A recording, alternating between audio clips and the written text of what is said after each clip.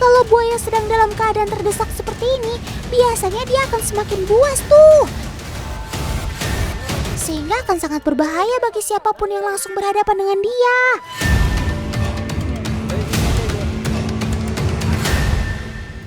Bantu ya. Ya. Ayo, naik. Teman, gak cuma gorila dewasa aja yang bisa unjuk kekuatan, tapi gorila kecil juga gak mau kalah. Ia tidak segan menunjukkan kekuatannya walau masih kecil. Mantap, sob! Lain dulu, lain sekarang. Saat ini ada hiu terbesar di dunia yang masih bisa kita lihat. Bahkan, ia mendapat predikat sebagai ikan terbesar yang menguasai lautan. Yaps, dia adalah hiu paus atau whale shark.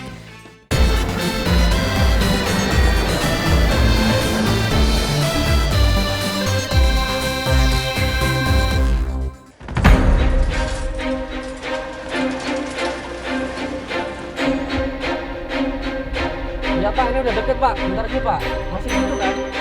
Sepertinya Bang Amar dapat panggilan penting nih teman. Otan harus ikut, jangan sampai Otan ketinggalan. Oke Tan, jadi ini Bang Amar lagi dapat panggilan rescue. Jadi ada buaya besar yang nyasar dekat sini Tan. Kebetulan memang sini kalau dari sungai besar sekitar jaraknya kurang lebih 10 kilo. Apa? Buaya? Wah, Otan kira panggilan kali ini akan menyenangkan. Ternyata Otan salah kira.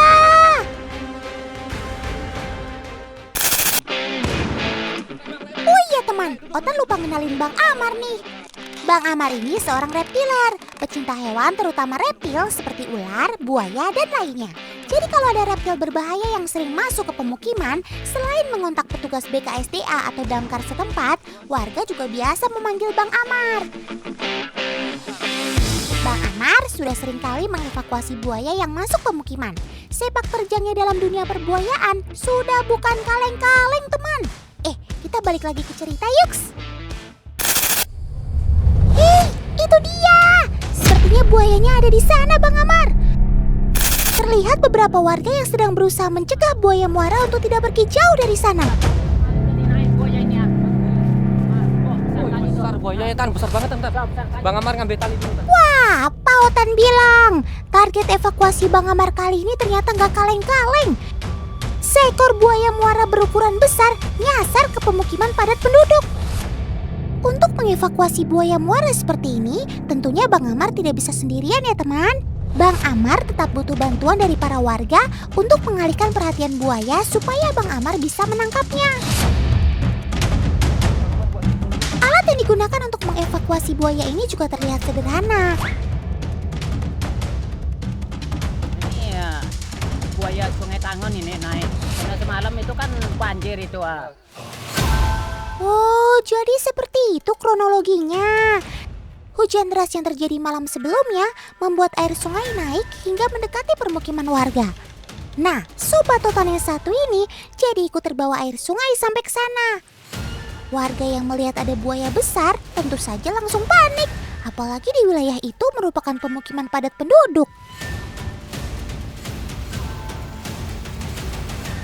Hap! Dapat! Sekarang siap-siap tarik ya semuanya. Kita harus segera mengeluarkan buaya dari air. Kenapa? Karena kalau di dalam air, buaya akan sangat berbahaya. Tenaganya bisa berkali-kali lipat dibandingkan ketika ia di darat.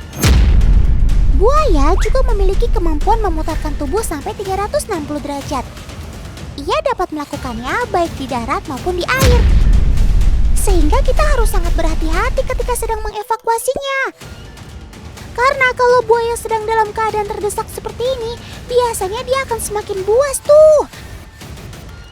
Sehingga akan sangat berbahaya bagi siapapun yang langsung berhadapan dengan dia.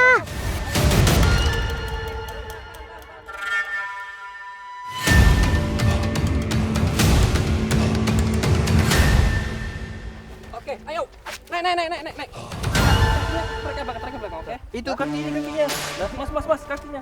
Gini Tan, jadi kalau misalnya nangkap buaya di posisi Bang Amar lagi di atas seperti ini, itu kaki buaya depan belakang harus dijajarkan sejajar dengan badannya Tan ya. Seperti ini.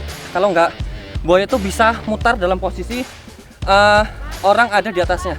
Nah, jadi kalau misalnya nangkap buaya itu, mata buaya itu harus ditutup seperti ini, Tan. Fungsinya menutup matanya bukan menggunakan kan itu biar buaya itu lebih tenang, Tan. Teman, jangan khawatir ya. Sobat Totan ini tetap kuat walau ditangkap dengan cara diduduki seperti ini. Kulit buaya sebagian besar terdiri dari otot tebal yang keras. Ketebalan kulitnya sekitar 1,3 sampai 2,5 cm.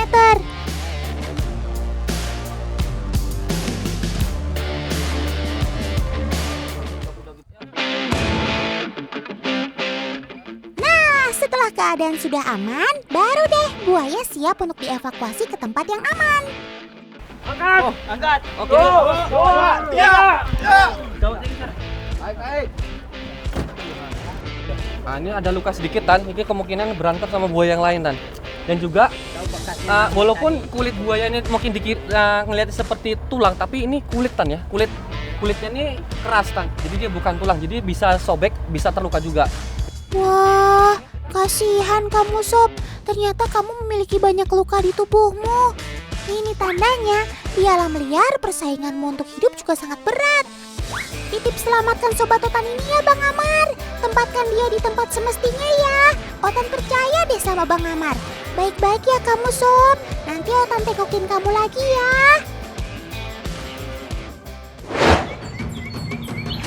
Oke teman, mari kita lihat kehidupan si buaya muara ini yuk. Buaya muara memiliki berat badan sekitar 1 hingga 1,2 ton dengan panjang tubuh 3-7 meter. Buaya muara biasanya ditemukan di wilayah perairan payau seperti muara sungai, hutan bakau, dan wilayah pesisir. Tahu nggak teman, saat cuaca panas, buaya muara berendam di air untuk mendinginkan tubuhnya. Selain itu, mereka juga suka menepi ke darat untuk bersantai sambil membuka mulutnya. Ini bukan karena si buaya lagi lapar ya, tapi mereka sedang menjaga kestabilan suhu tubuhnya. Walau buaya tidak bisa berkeringat seperti manusia, tapi sebenarnya mulut mereka juga mengeluarkan cairan seperti keringat sebagai respon saat mengeluarkan suhu tubuhnya. Hal ini kurang lebih sama seperti anjing yang menjulurkan lidahnya untuk mengatur suhu tubuh mereka. Wah, siapa nih yang baru tahu? Tunjuk tangan. Oh iya, walaupun si buaya termasuk reptil purba, tapi mereka memiliki sistem sensor yang sangat canggih loh. Sensor elektrik Sobat Otan ini terletak di bagian hidung berupa titik-titik hitam. Kurang lebih bentuk dan fungsinya sama seperti sensor parkir pada mobil, yaitu sama-sama mendeteksi sesuatu yang ada di sekitarnya. Sensor kecil ini terhubung langsung ke serabut saraf Sobat Otan ini teman.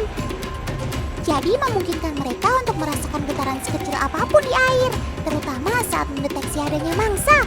Keren kan?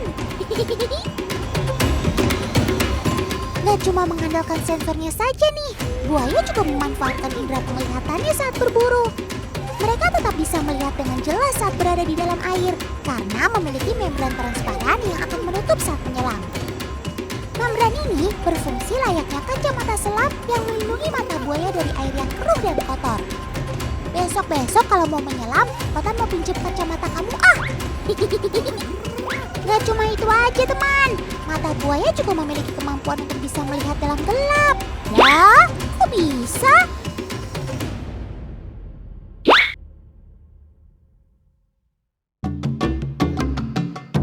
Mata buaya memiliki lapisan yang sangat reflektif, sehingga bisa memaksimalkan jumlah cahaya dan diteruskan ke mata mereka. Nah, cahaya ini biasanya mereka dapatkan dari sinar bulan saat malam hari. Jadi kalau kita bertemu buaya saat malam hari, bukan berarti aman ya, tapi mereka sama bahayanya saat siang hari. Ngeri banget sih predator yang satu ini, sampai Otan merinding.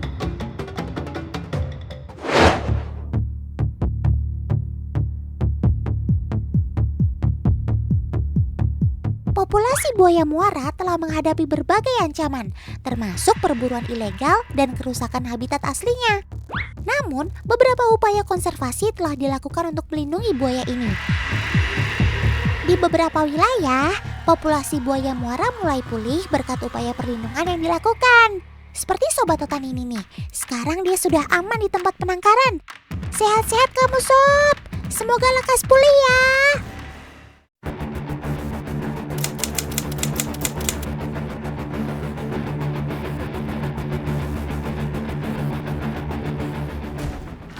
Teman, sekarang mari kita tengok sobat Totan si buaya yang sudah dibawa ke penangkaran.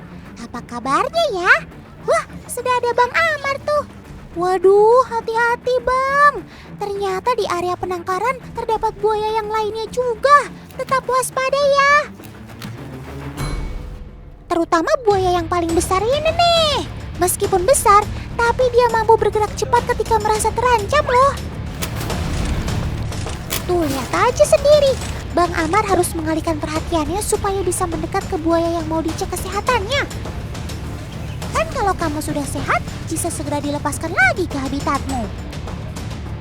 Untuk mengecek kesehatan buaya, kita wajib menangkapnya dulu ya. Prosesnya hampir sama dengan proses evakuasi kemarin. Hanya saja di sini terdapat beberapa buaya lainnya yang bisa saja mereka menyerang secara tiba-tiba. Hati-hati ya Bang Amar, tetap jaga jarak aman sama buaya-buaya itu. Sekali lagi Otan ingatkan, kalau adegan ini hanya boleh dilakukan oleh profesional seperti Bang Amar ini.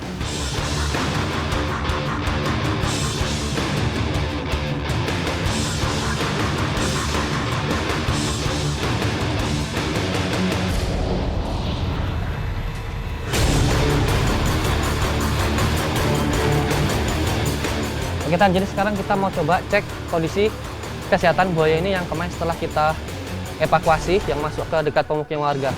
Jadi cara ngecek buaya itu yang pertama kita cek dulu kaki-kakinya Tan ya. Nih, lihat kaki depannya. Kaki depannya. Jari-jarinya utuh Tan ya. Jari-jari utuh. Tangan juga gemuk. Jadi menentukan buaya itu sehat apa tidak itu dilihat dari pangkal ekornya Tan. Jadi dari pangkal ekornya ini dia gemuk. Jadi itu menandakan kalau buaya ini sehat banget Tan. Gitu. Syukurlah kalau begitu. Otan jadi lega dengarnya. Ternyata kamu dirawat dengan baik ya Sob di sini. Luka yang kemarin ada di bagian ekor pun terlihat sudah membaik. Sangat aktif dan terlihat gemuk kamu Sob. Semoga bisa segera dirilis ke habitat aslimu ya Sob.